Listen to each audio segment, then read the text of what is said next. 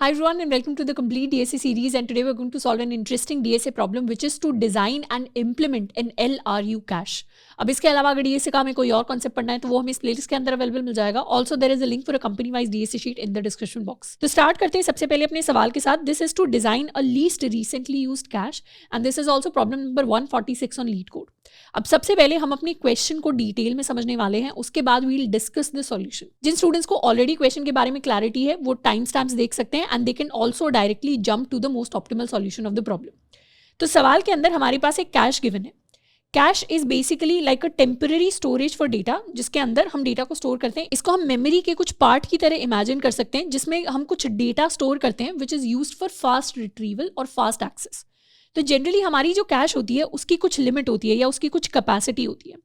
तो हमारे पास सवाल के अंदर जो कैश गिवन है उसकी भी अपने आप में कुछ कैपेसिटी है. तो शुरुआत में जब हम अपने कैश को क्रिएट करेंगे तो हम उसे कुछ कैपेसिटी के साथ क्रिएट करेंगे. अब इस कैश के अंदर हम डेटा स्टोर कराने वाले हैं इन द फॉर्म ऑफ की वैल्यू पेयर्स. तो जो भी डेटा आएगा जिसे हम पुट करेंगे कैश के अंदर, उसमें से सबसे पहले हमारे पास डेटा के अंदर की होगी एंड उसके बाद उस की के करस्पॉन्डिंग कुछ वैल्यू होगी जिसे हम कैश के अंदर स्टोर कराएंगे. अब now this cash is a special type of cash which is least recently used. LRU in the problem stands for least recently used, जिसका मतलब है ये उस टाइप का कैश है जिसके अंदर हम उस डेटा को प्रायोरिटी देंगे जो सबसे ज़्यादा यूज़ किया जाता है. तो जो मोस्ट रिसेंटली यूज डेटा होगा, जिसे रिसेंटली अभी अभी यूज़ किया गया है, उसकी प्रायोरिटी होगी कैश के अंदर स्टोर होने की, बिकॉज प्रोबेबिलिटी से कि उसी डेटा को बार बार रीयूज़ किया जाएगा तो उसी को हमें फास्ट एक्सेस करना पड़ेगा. एंड जो सबसे लीस्ट रिसेंटली यूज डेटा है, मतलब जो डेटा पुराना हो गया है, उसे हम कैश से बाहर निकालना चाहेंगे और उसकी जगह हम नए डेटा को कैश के अंदर इंसर्ट करना चाहेंगे. सो this is what a least recently used cash stands for. अब सवाल के अंदर जो हमें LRU कैश डिजाइन करना है उसके अंदर we have to complete 2 functions in the cache. तो बेसिकली हमारे पास LRU कैश नाम की एक क्लास है जिसके अंदर we have the constructor. Constructor के अंदर हमारे पास कैपेसिटी डिफाइंड होगी and these are the 2 functions that we have to complete. एक हमारा गेट फंक्शन है जिसके अंदर से अगर हमें कोई भी की दी जाएगी तो उसके करस्पॉन्डिंग हम उसकी वैल्यू को गेट करना चाहते हैं. एक हमारा पुट फंक्शन है जिसमें हम एक नया की वैल्यू पेयर अपने कैश के अंदर स्टोर करना चाहते हैं. अब जब भी हम कैश के अंदर नया की वैल्यू पेयर स्टोर करेंगे, अगर कैश की कैपेसिटी ऑलरेडी रीच हो गई है तो हम लीस्ट रिसेंटली यूज्ड आइटम वहां से डिलीट करेंगे और तभी अपने नए आइटम को कैश के अंदर स्टोर करेंगे. And when we are talking about the usages of data, जब भी किसी नए डेटा को पुट किया जाता है या फिर किसी पुराने डेटा को गेट किया जाता है, दोनों ही ऑपरेशंस में हम मानते हैं कि हमारा जो पेयर है वो यूज हो रहा है. तो इसे एक एग्जांपल के थ्रू हम समझेंगे तो हमें क्रिस्टल क्लियर हो जाएगा कि हम क्या करना चाह रहे हैं. तो सबसे पहले we have to create a least recently used cache with a capacity of 2. Capacity of 2 कहने का मतलब है कि हमारे पास 2 स्पेसेस हैं जिनको हम एलोकेट कर सकते हैं अपने 2 की वैल्यू पेयर्स को स्टोर करने के लिए. इसमें से हम अज्यूम कर सकते हैं ऊपर वाला हमारा मोस्ट रीसेंट डेटा है, नीचे वाला हमारा लीस्ट रीसेंट डेटा है जो पुराना हो चुका है. तो सबसे पहले हम पुट करेंगे 1 and 1 को. तो इस पेयर को पुट करेंगे तो डेफिनेटली ये हमारा मोस्ट रीसेंट डेटा होगा and least recent use data में अभी कुछ नहीं है. उसके बाद हम पुट करने वाले हैं 2 and 2 के पेयर को. अब जब 2 and 2 के पेयर को हम पुट करेंगे तो ये हमारा मोस्ट रीसेंट डेटा बन जाएगा. तो हम क्या करेंगे, अपने पुराने डेटा को हम यहाँ से रिमूव करके लीस्ट रीसेंट यूज में डालेंगे एंड यहाँ पर हम स्टोर करने वाले हैं अपना मोस्ट रीसेंट डेटा. उसके बाद we want to get the value of 1. तो 1 की क्या वैल्यू है, 1 की वैल्यू है 1 के इक्वल. तो इस 1 को हमने एज एन आंसर प्रिंट करवा दिया. अब जब हम 1 की वैल्यू को प्रिंट करवा रहे हैं तो इस डेटा को हमने दोबारा यूज कर लिया, तो ये दोबारा मोस्ट रीसेंट में चला जाएगा. मतलब 2 and 2 को हम यहाँ पर शिफ्ट कर देंगे. 1 and 1 मोस्ट रीसेंट बन जाएगा, 2 and 2 हमारा लीस्ट रीसेंट बन जाएगा. उसके बाद we want to store one more key value pair which is 3,3 in our cache. अब 3,3 को स्टोर कराने के लिए हमें लीस्ट रीसेंट को डिलीट करना पड़ेगा पहले, तभी जगह बनेगी, क्योंकि इस कैश की लिमिट रीच हो चुकी है विच वॉज 2. तो यहाँ पर जगह बनाने के लिए हमारा जो लीस्ट रिसेंटली यूज डेटा था जिसको हमने पहले यूज किया था, पुराना जो हो चुका है, क्योंकि 2 के बाद 1 को यूज किया है तो 1 नया है, 2 वाला डेटा पुराना हो चुका है. तो इस डेटा को हम डिलीट कर देंगे और यहाँ पर अपने नए पेयर को हम स्टोर करा देंगे. अब क्योंकि this is the new pair तो ये हमारे लिए मोस्ट रीसेंट बन जाएगा. मोस्ट रीसेंट बनने का मतलब है कि 3,3 मोस्ट रीसेंट पर आएगा, 1,1 हमारी लीस्ट रिसेंटली यूज पर आएगा. उसके बाद we want to get the value of 2. अब 2 क्योंकि एग्जिस्ट नहीं करता कैश के अंदर तो उसकी जगह हम प्रिंट करवाएंगे -1. Then we want to put a new pair 4,4. 4,4 को पुट करने के लिए हमें दोबारा से लीस्ट रिसेंटली यूज डेटा को डिलीट करना पड़ेगा. डिलीट करने का मतलब है इसे यहाँ से हटा देंगे. अब 3,3 लीस्ट रिसेंटली यूज हो जाएगा एंड यहाँ पर हम ऐड कर देंगे a new pair of 4. Then we want to get the value of 1 because 1 doesn't exist, तो यहाँ पर हमारे पास आंसर आ जाएगा दोबारा -1. Then we want to get the value of 3, 3 की वैल्यू हमारे पास है 3 के इक्वल, तो 3 यहाँ पर आ गया. जैसे ही हम गेट करेंगे वैल्यू ऑफ 3, इस डेटा को यूज कर लिया. यूज करने का मतलब है ये दोबारा से हमारे मोस्ट रीसेंट में आ गया एंड 4/4 लीस्ट रीसेंट में आ गया. उसके बाद we want to get the value of 4, तो 4 के लिए वैल्यू आ गई हमारे पास 4 के इक्वल एंड अब ये जो डेटा है दोबारा से मोस्ट रीसेंट के अंदर पुश हो गया. तो इस तरीके से हमारे पास ये आंसर प्रिंट होकर आएगा एंड ये दोनों इंपॉर्टेंट फंक्शंस है पुट एंड गेट, जिनको हमें कंप्लीट करना है. एंड क्वेश्चन की रिक्वायरमेंट है कि इन फंक्शंस को हम कंप्लीट करना चाहते हैं with the time complexity of big of 1, यानी कॉन्स्टेंट टाइम में हम इन फंक्शंस को कंप्लीट करना चाहते हैं. Now let us talk in detail कि किस तरीके से हम अपने LRU कैश को डिजाइन करेंगे. हम अपने कैश को डिजाइन करेंगे with the help of 2 data structures. एक होने वाली है हमारी डबली लिंक लिस्ट एंड एक होने वाला है हमारे पास हमारा मैप या हमारा हैश मैप. हम for the sake of simplicity यहाँ पर एक अनऑर्डर्ड मैप लेंगे क्योंकि हमें एज सच ऑर्डर मेंटेन नहीं करना डेटा का ऑर्डर मेंटेन करने के लिए हम अपनी डबली लिंक लिस्ट का यूज करेंगे. अब डबली लिंक लिस्ट के अंदर डेटा को हम स्टोर कैसे कराएंगे. हमारी जो डबली लिंक लिस्ट होती है it looks something like this, जिसके अंदर हमारे पास डिफरेंट नोड्स होती हैं and all of these nodes are connected with each other. Doubly link list के अंदर हमारे पास 2 पॉइंटर्स होते हैं, एक हमारा नेक्स्ट पॉइंटर होता है, एक हमारा प्रीवियस पॉइंटर होता है. एंड साथ में DLL के अंदर अपनी लिंक लिस्ट के लिए हम 2 स्पेशल पॉइंटर्स को मेंटेन करेंगे, एक हमारा हेड पॉइंटर हो जाएगा and the other will be the tail pointer. तो इस तरीके से हमारी डबली लिंक लिस्ट दिखेगी. अब हम अपनी LRU कैश को डिजाइन करने के लिए प्रायोरिटी इस तरीके से देंगे नोट्स की कि जो भी हमारा लीस्ट रिसेंटली यूज डेटा होगा, मतलब जो भी पुराना डेटा हो चुका होगा, उसे हम कोशिश करेंगे to push at the end of the doubly link list. And जो मोस्ट रिसेंटली यूज डेटा होगा, जो सबसे रिसेंट डेटा है, जैसे नया फ्रेश या तो गेट किया गया है या उसे पुश किया गया है, इंसर्ट किया गया है डबली लिंक लिस्ट के अंदर, उसे हम इंसर्ट करेंगे at the start of the doubly link list. तो बेसिकली टेल की तरफ हमारा लीस्ट रिसेंटली यूज डेटा होगा एंड हेड की तरफ हमारा मोस्ट रिसेंटली यूज डेटा होगा. तो इस तरीके से हम मेंटेन कर पाएंगे कि कहाँ पर कौन से डेटा को हमें डिलीट करना है. तो लीस्ट रिसेंटली यूज डेटा को जब हम डिलीट करेंगे मतलब डिलीशन करेंगे हम एट द टेल, एंड जब नए डेटा को इंसर्ट करेंगे तो उसे इंसर्ट करेंगे at the head of the link list. तो इस तरीके से हम मेंटेन करेंगे the order of data and that is how we are going to track कि कौन सा पेयर पहले इंसर्ट होना चाहिए, कौन सा पेयर बाद से डिलीट होना चाहिए. अब इस डबली लिंक लिस्ट के अंदर क्योंकि हमें की वैल्यू पेयर्स को स्टोर करना है, तो डबली लिंक लिस्ट के अंदर हमारे नोड स्टार पॉइंटर्स तो होने ही चाहिए, नेक्स्ट एंड प्रीवियस. उसके साथ में हमारे पास इंटीजर में की वैल्यू पेयर्स का भी डेटा होना चाहिए. तो ये 4 इंफॉर्मेशन है जो हर एक क्लास नोड के अंदर हमें स्टोर करानी है, जिस क्लास नोड से हम अपनी डबली लिंक लिस्ट को क्रिएट करेंगे. So this is the basic structure of what the doubly link list is going to look like. If we want we can directly create this structure in the code. तो basically अपनी LRU cache class के अंदर we are going to create a public class, we'll call it node. Node के अंदर public ही create कर लेते हैं सारी प्रॉपर्टीज़ को. एक हमारे पास की हो जाएगी, एक वैल्यू हो जाएगी, साथ के साथ हमारे पास नोड स्टार प्रीवियस पॉइंटर होगा एंड एक नोड स्टार नेक्स्ट पॉइंटर होगा. हम चाहें तो इस क्लास का एक कंस्ट्रक्टर बना सकते हैं जिसके अंदर we'll get the key and we'll get the value. तो की को हम की वैल्यू असाइन कर देंगे एंड वैल्यू को हम वैल्यू असाइन कर देंगे एंड सारे जो प्रीवियस एंड नेक्स्ट पॉइंटर्स होंगे उन्हें इनिशियलाइज कर देंगे हम नल के साथ. So this is what the basic structure of the doubly linked list node is going to look like. In fact थोड़ा सा और यहाँ पर हम इंडेंटेशन कर लेते हैं एंड इसी क्लास को यूज़ करके हम क्रिएट करेंगे 2 पॉइंटर्स. एक हमारा हेड पॉइंटर हो जाएगा एंड सेकेंड पॉइंटर हमारा टेल पॉइंटर हो जाएगा.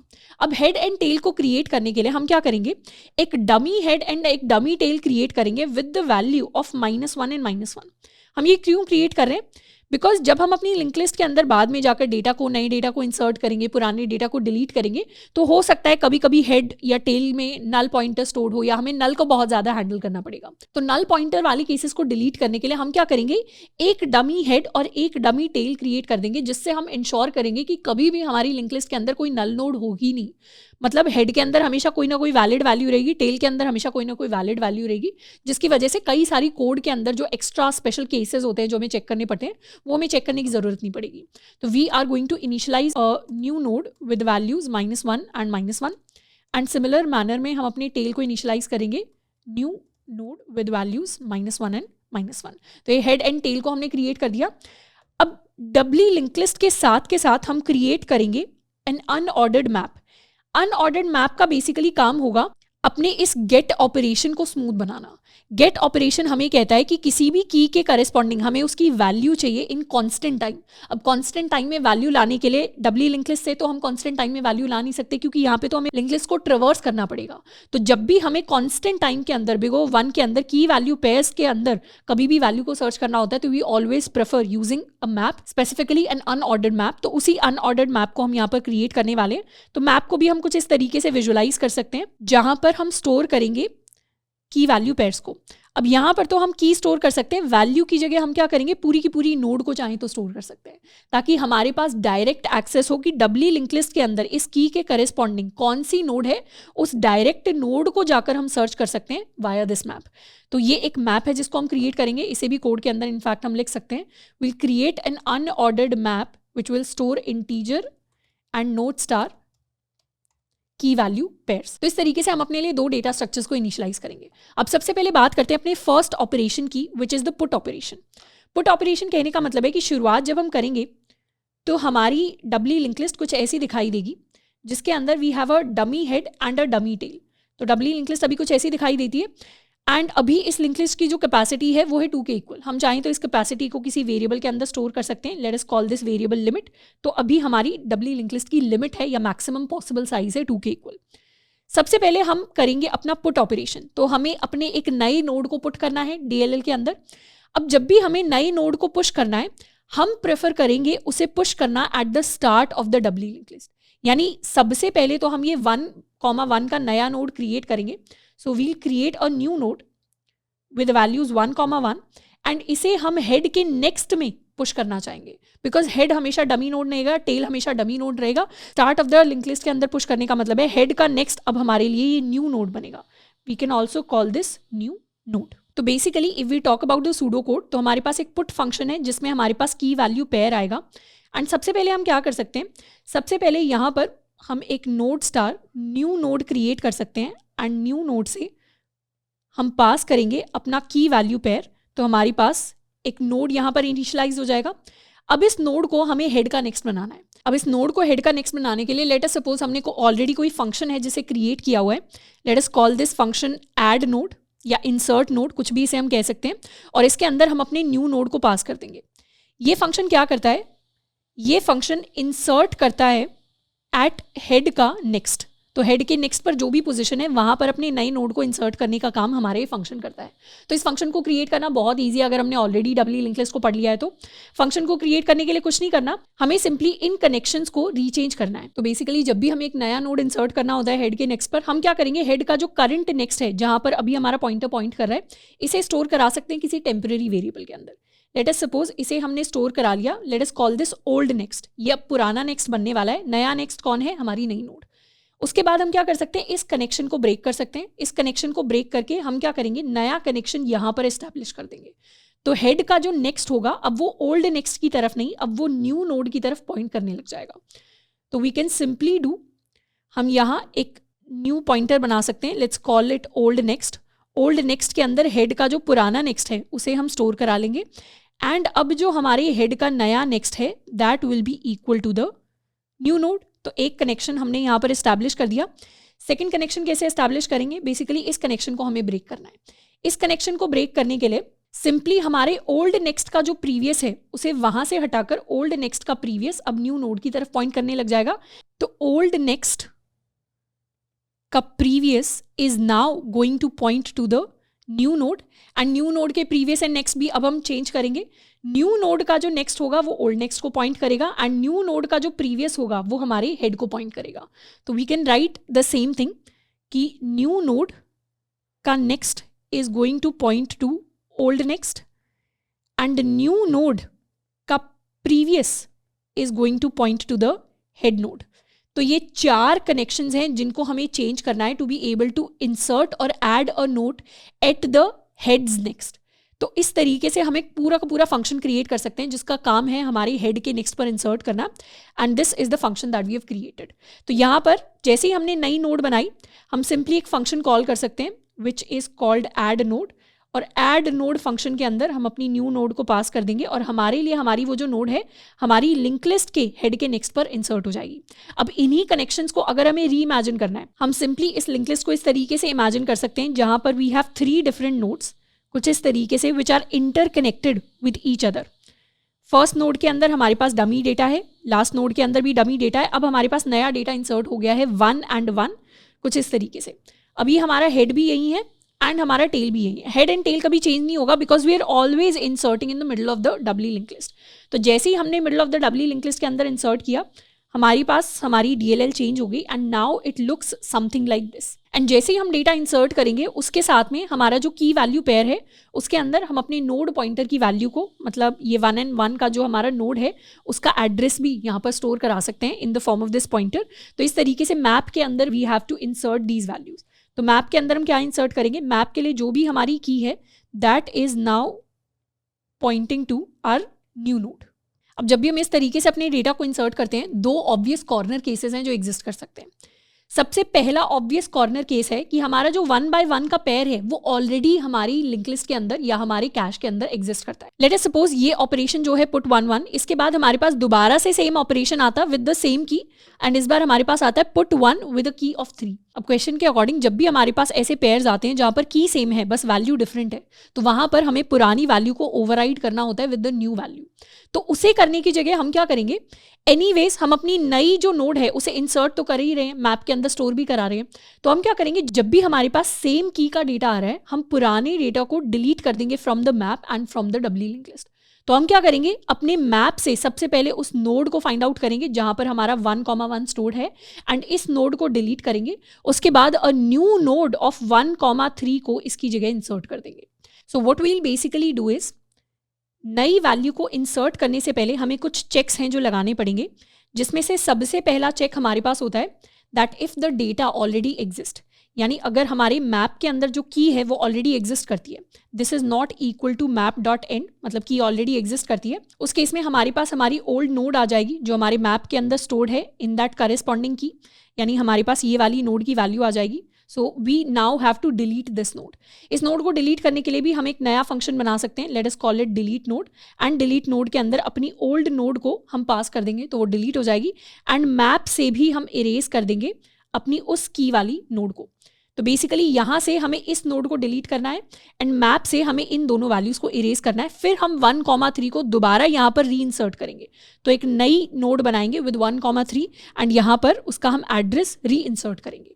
अब वो करने से पहले हमें अपने डिलीट नोड फंक्शन को लिखना पड़ेगा which will be very similar to this add node. जैसे हमारा एड नोड फंक्शन है वैसे ही हमारे पास हमारा डिलीट नोड फंक्शन होगा। तो let us remove this function from here and paste this function here and यहाँ पर हम अपना एक नया फंक्शन लिखेंगे जिसे हम नाम देंगे डिलीट नोड। डिलीट नोड के अंदर हमारे पास कोई भी हमारी ओल्ड नोड आएगी जिसे हम डिलीट करना चाहते हैं। Late us call this old node जिसको हम डिलीट करना चाहते हैं। अब किसी भी नोड को डिलीट करने के लिए डबली लिंक लिस्ट के अंदर हमें क्या करना पड़ता है, वही सेम चीज़ करनी पड़ती है, अपने जो भी कनेक्शंस हैं उन्हें हमें ट्रांसफॉर्म करना पड़ता है, चेंज करना पड़ता है। Let us suppose this is our old node जिसको हम डिलीट करना चाहते हैं। इस नोड को हम डिलीट करना चाहते हैं तो इसे डिलीट करने के लिए क्या करना पड़ेगा, सबसे पहले तो हमें इसका प्रीवियस नोड एंड इसका नेक्स्ट नोड स्टोर कराना पड़ेगा। तो प्रीवियस नोड को हम ओल्ड प्रीवियस कह सकते हैं, नेक्स्ट नोड को हम ओल्ड नेक्स्ट कह सकते हैं and basically to delete this node हमें अपने ओल्ड प्रीवियस को ओल्ड नेक्स्ट की तरफ पॉइंट करवाना पड़ेगा, ओल्ड नेक्स्ट को ओल्ड प्रीवियस की तरफ पॉइंट करवाना पड़ेगा। तो हमारे ये जो कनेक्शंस है ये अपने आप ब्रेक हो जाएंगे। तो नोड को डिलीट करने के लिए सबसे पहले we'll create this old previous जिसके अंदर हम अपने ओल्ड नोड का प्रीवियस स्टोर कराएंगे एंड ओल्ड नेक्स्ट जिसके अंदर हम अपने ओल्ड नोड का नेक्स्ट स्टोर कराएंगे।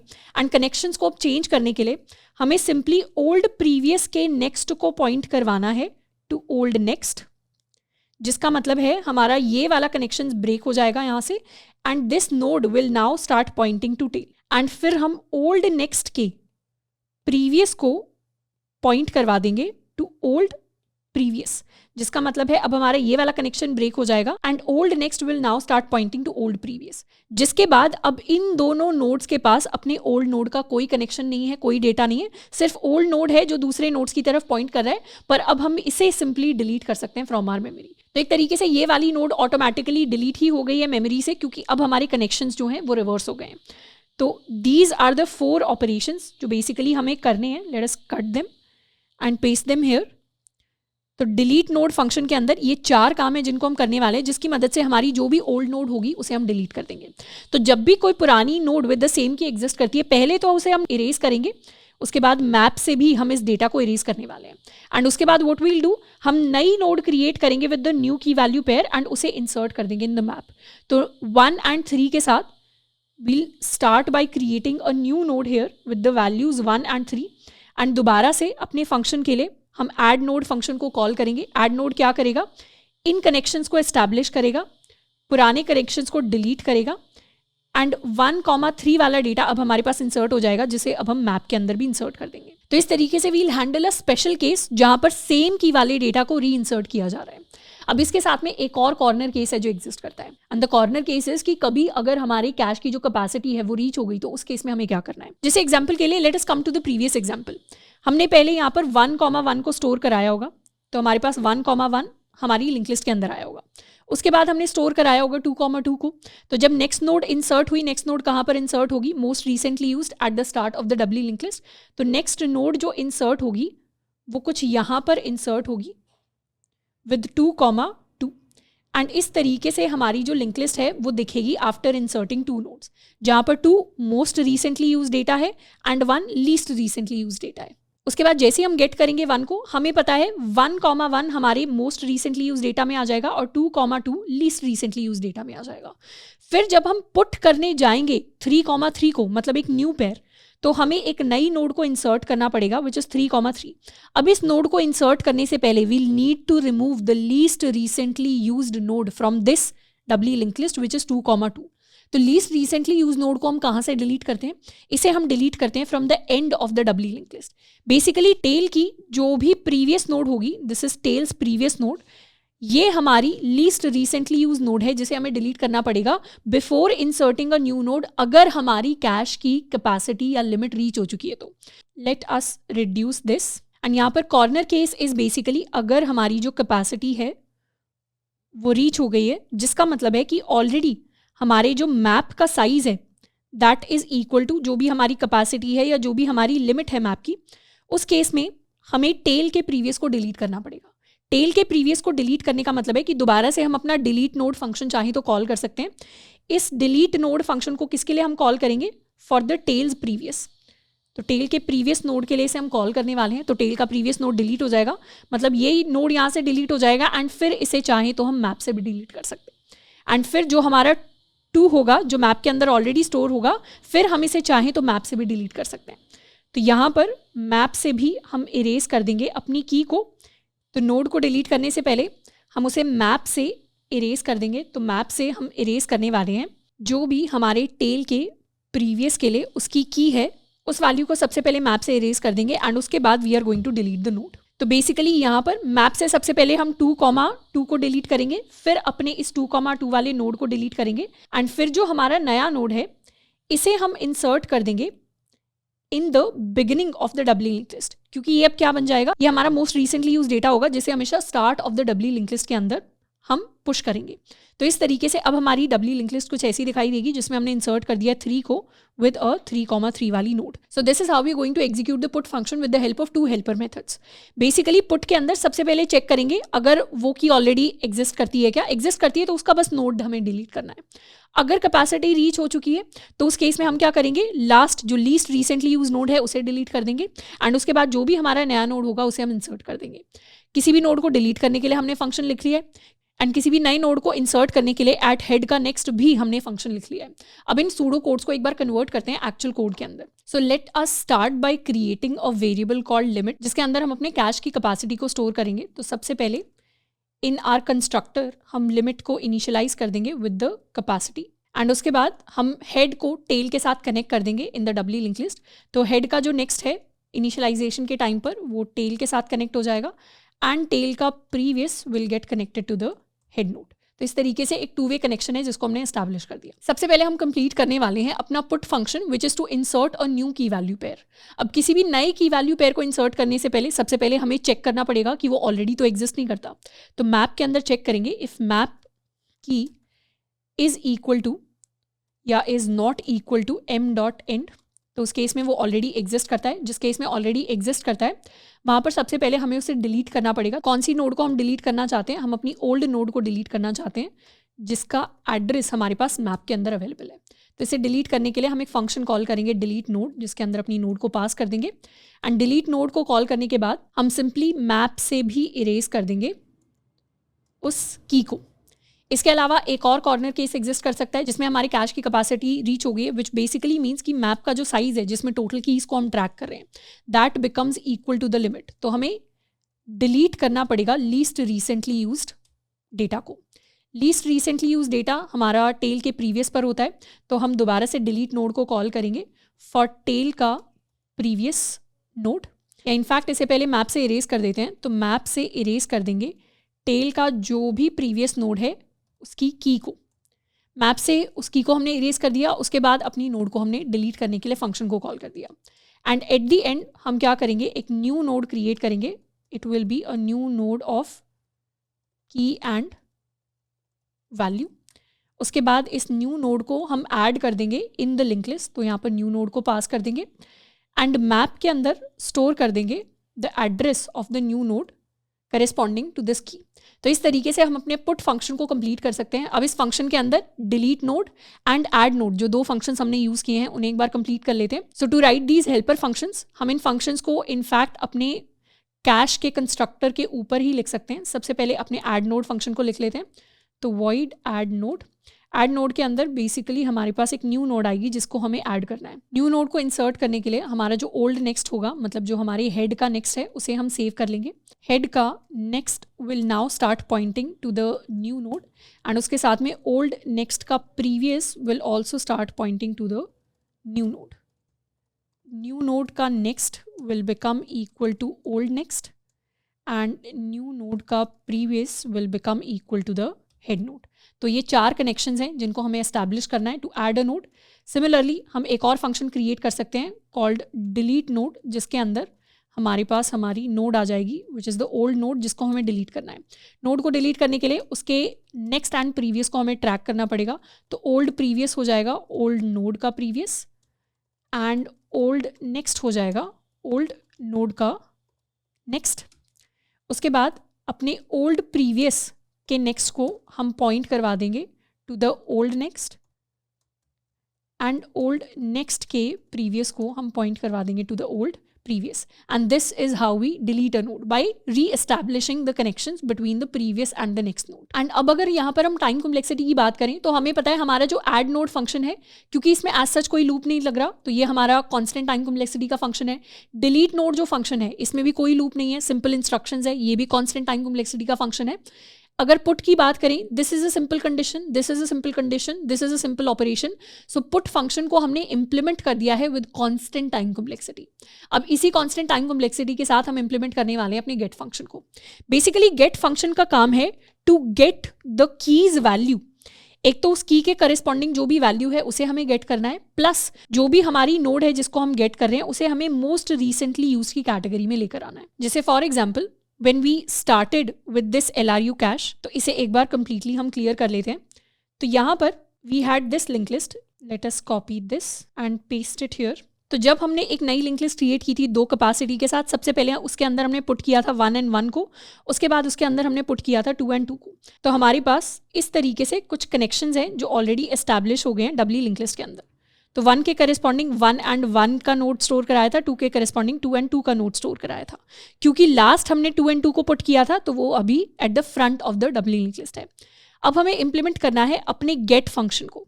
गेट फंक्शन को इंप्लीमेंट करने के लिए सबसे पहले तो हमें गेट के लिए जो भी उसकी वैल्यू है which is stored inside the map उसे फेच करना पड़ेगा। तो जो भी हमारा आंसर है वो हमें मैप के अंदर अवेलेबल मिल जाएगा। तो मैप के अंदर हमारी की के करस्पॉन्डिंग जो भी नोड है उस नोड के अंदर जो भी हमारी वैल्यू है that is basically the answer जिसे हम रिटर्न करना चाहते हैं अपने फंक्शन से। तो हम एक फंक्शन बना लेते हैं जिसे हम कहेंगे अपना पुट फंक्शन। तो this is our put function जिसके अंदर हमारे पास एक की है जिसके करस्पॉन्डिंग आंसर को हम रिटर्न करना चाहते हैं। हमारा आंसर हो जाएगा हमारे मैप के अंदर जो भी की है उस की के corresponding value. And eight the and हम रिटर्न कर देंगे इस आंसर को। अगर मैप के अंदर वो की एग्जिस्ट ही नहीं करती, उस केस में we are going to return -1। तो यहाँ पर लेट अस सपोज अगर गेट 5 होता तो 5 तो मैप के अंदर एग्जिस्ट ही नहीं करता कीज में, तो उस केस में हम सिंपली -1 रिटर्न कर देते। तो एक छोटा सा बेस केस है जिसको चाहें तो हम शुरुआत में ही लिख सकते हैं। इट इज़ वेरी सिंपल कि अगर मैप के अंदर हम फाइंड करना चाहते हैं अपनी key and this becomes equal to map dot end, जिसका मतलब है कि एग्जिस्ट नहीं करती, तो उस केस में हम सिंपली रिटर्न कर देंगे -1, which basically means the key does not exist. In fact अपने कोड के अंदर भी ये छोटा सा हम चेंज कर लेते हैं, यहाँ पर मैप डॉट फाइंड की हमें लिखना है, we need to call the find function of the unordered map. अब यहाँ पर अगर की एग्जिस्ट करती है तो उस केस में आंसर को हमने स्टोर करा लिया, आंसर को हम रिटर्न कर देंगे, ये हमें ऑलरेडी पता है। अब आंसर को रिटर्न करने से पहले लेट अस सपोज अगर हम गेट 1 करना चाहते थे, तो अभी 1 कहाँ पर है, अभी 1 लीस्ट रिसेंटली यूज में है। इस 1 वाले नोड को हमें eight the start of the link list लेकर आना पड़ेगा। अब किसी भी नोड को start of the link list में लाने का बहुत सिंपल तरीका है कि कुछ नहीं करो, बस वो जो की वैल्यू पेयर है उसका एक नया नोड बनाओ और उसे इंसर्ट कर दो। एक न्यू नोड बनाकर उसे इंसर्ट कर देंगे तो वो हमें पता है हमेशा start of the link list के अंदर इंसर्ट हो जाएगा। तो हम सिंपली क्या करेंगे, एक न्यू नोड बनाएंगे विद द सेम की वैल्यू पेयर, मतलब यहाँ पर हम 1 by 1 का एक की वैल्यू पेयर बनाएंगे एंड इसे हम इंसर्ट करेंगे at the start of the link list. But इसे इंसर्ट करने से पहले हमें पुराने नोड को डिलीट करना पड़ेगा। तो इस नोड के लिए सबसे पहले हम डिलीट नोड फंक्शन को कॉल करेंगे to delete this node, and इस नोड के लिए हम अपने ऐड नोड फंक्शन को कॉल करेंगे टू ऐड दिस नोड। तो 2 फंक्शन कॉल्स में हम अपने इस नोड को यहाँ से डिलीट कर पाएंगे, तो ये कनेक्शन यहाँ से कंप्लीटली ब्रेक होने वाला है and there will be a new connection जो यहाँ पर एस्टैब्लिश हो जाएगा विद दिस पर्टिकुलर नोड। तो ये वाली जो हमारी नोड है ये यहाँ पर आकर नए नोड की तरह इंसर्ट हो जाएगी with the new connections, and पुराने वाला एड्रेस हटाकर हम यहाँ पर नए वाला एड्रेस जो है उसे स्टोर कर देंगे। तो इस तरीके से अपनी जो नोड है जिसे हमने यूज़ किया है विद गेट 1 उसे हम री इंसर्ट कर देंगे at the start of the link list. तो जो भी हमारी आंसर नोड है, let us call this answer node. तो answer node is basically available in the map. इस आंसर नोड को सबसे पहले तो हमें डिलीट करना है, तो डिलीट नोड को कॉल करेंगे for this answer node, and node delete करने से पहले हम मैप से इरेज कर सकते हैं इस वैल्यू को।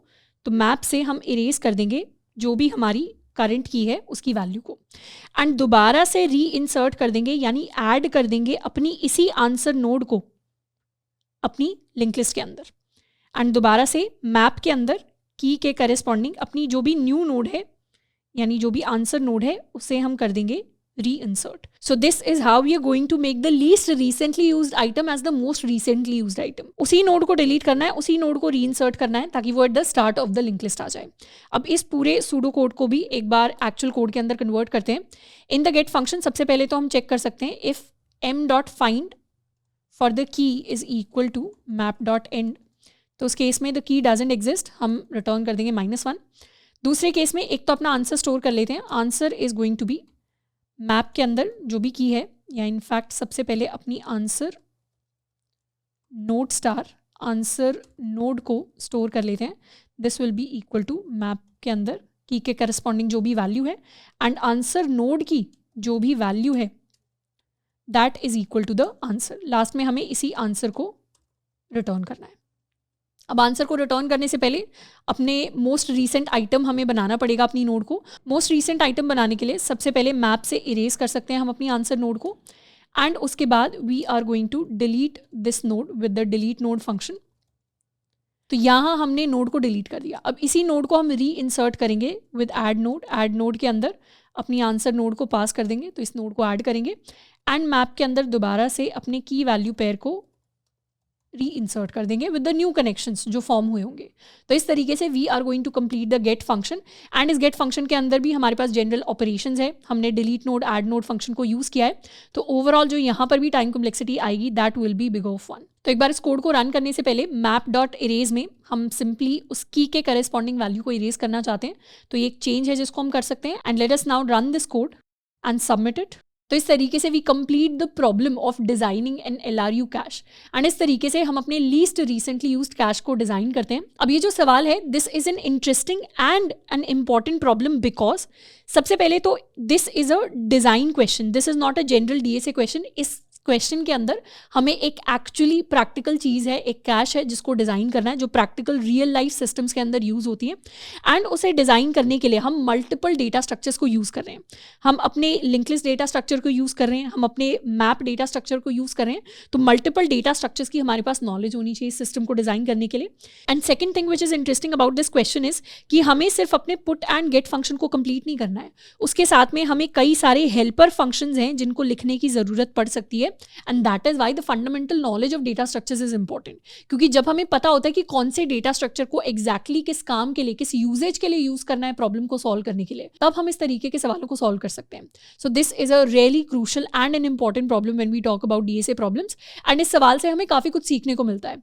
हो सकता है ये उतना पॉपुलर कोडिंग टेस्ट प्रॉब्लम ना हो, पर ये जो सवाल है ये हमें डेटा स्ट्रक्चर्स के बारे में काफी कुछ सिखाता है कि किस तरीके से मल्टीपल डेटा स्ट्रक्चर्स को एक सिंगल प्रॉब्लम को सॉल्व करने के लिए हम यूज कर सकते हैं इन एन इंटीग्रेटेड मैनर। तो if you have successfully completed the lecture, you can mark it and down the comments. इसके साथ में you can also share your progress with me on Twitter, जिसका लिंक आपको नीचे डिस्क्रिप्शन बॉक्स के अंदर मिल जाएगा। आज के लिए इतना ही, मिलते हैं नेक्स्ट लेक्चर के अंदर। Till then keep learning and keep exploring.